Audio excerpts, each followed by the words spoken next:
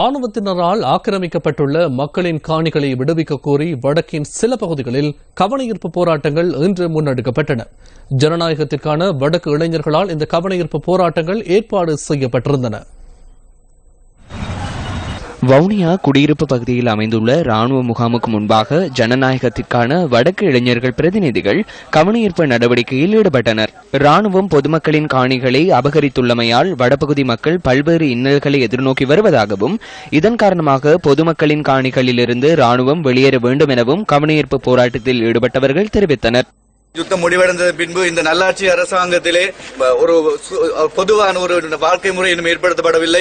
எங்களுடைய மக்களுடைய சொந்த காணிகள், சொந்த நிலங்கள், சொந்த சொத்துக்கள் அத்தனையும் விட்டு அவர்கள் இப்ப இடம்பெயர்ந்து வேறு வேறு இடங்களிலே இருக்கிறார்கள்.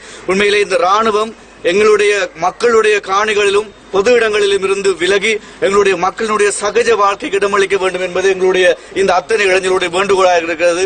யுத்தம் முடிந்து 7 வருடங்களாகிய நிலையிலும் இன்றும் அந்த மக்கள் யுத்தத்தின் வலிகளை அனுபவித்துக் கொண்டிருக்கின்றார்கள். நல்லாட்சி என்று சொல்லப்படுகின்ற ஆட்சியினூடாக ஜனாதிபதி இந்த காணியை விடுவிப்பதாக, மக்களுடைய காணிகளை மீள கையளிப்பதாக உறுதிமொழி கொடுத்திருந்தார். ஆனால் இதுவரையிலும் அந்த உறுதிமொழி நிறைவேற்றப்படவில்லை என்பதுதான் உண்மை.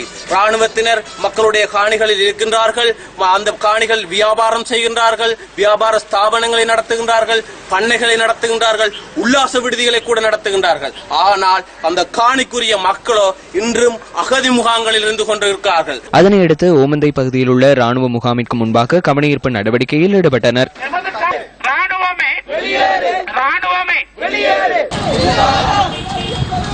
இதேவேளை ராணுவத்தினரின் வசமுள்ள காணிகளை விடுவிக்க கோரி ஜனநாயகத்திற்கான வடக்கு இளைஞர்கள் கிளிநொச்சியிலும் கவனஈர்ப்பு நடவடிக்கையில் ஈடுபட்டனர். இரணைமடு சிவில் பாதுகாப்பு திணைக்கள அலுவலகத்திலிருந்து ஊர்வலமாக சென்று இரணைமடு தலைமை ராணுவ முகாமுக்கு முன்பாக கவனஈர்ப்பு போராட்டத்தில் ஈடுபட்டனர். கருப்பு துணிகளை கட்டியவாறு இளைஞர் யுவதிகள் கவனஈர்ப்பு நடவடிக்கையில் ஈடுபட்டனர். எவ்வளவு காணிகள் ராணுவத்தினால் உள்வாங்கப்பட்டு அவர்களுடைய கட்டுப்பாட்டில் இருக்கிறது என்பதற்கு சரியான தரவுகள் கூட கிடையாது. அரசாங்கம் ஒவ்வொரு இடத்தில் ஒவ்வொரு தரவுகளை கூறிக்கொண்டிருக்கிறது. இங்கு இருக்கும் மக்களுக்கு அவர்களுடைய சொந்த காணியை கொடுப்பதில் இருக்கிற மிக முக்கியமான பிரச்சனைகள் என்ன? காரணம், ராணுவம் எப்பொழுது சிவில் நிர்வாகத்திற்குள் தலையிட வலிக்கிறதோ அப்பொழுது எவ்வாறு அரசாங்கத்தினால் நல்லாட்சி ஏற்படுத்த முடியும் என்பது நம்முடைய கேள்வியாக இருக்கிறது. ராணுவத்தினுடைய செயற்பாடுகளை மாத்திரமே வடக்கிலே செய்ய வேண்டும். தயவு செய்து ராணுவம் தாங்கள் கையகப்படுத்தி இருக்கின்ற காணிகளை மக்களிடம் கொடுக்க வேண்டும். அதனையடுத்து பரவி பாஞ்சான் பகுதியில் உள்ள ராணுவ முகாமுக்கு முன்பாக கவனஈர்ப்பு போராட்டத்தினை முன்னெடுத்தனர். இதன் காரணமாக A9 வீதியூடான போக்குவரத்து சில மணி நேரம் தடைப்பட்டதாக எமது பிராந்திய செய்தியாளர் தெரிவித்தார்.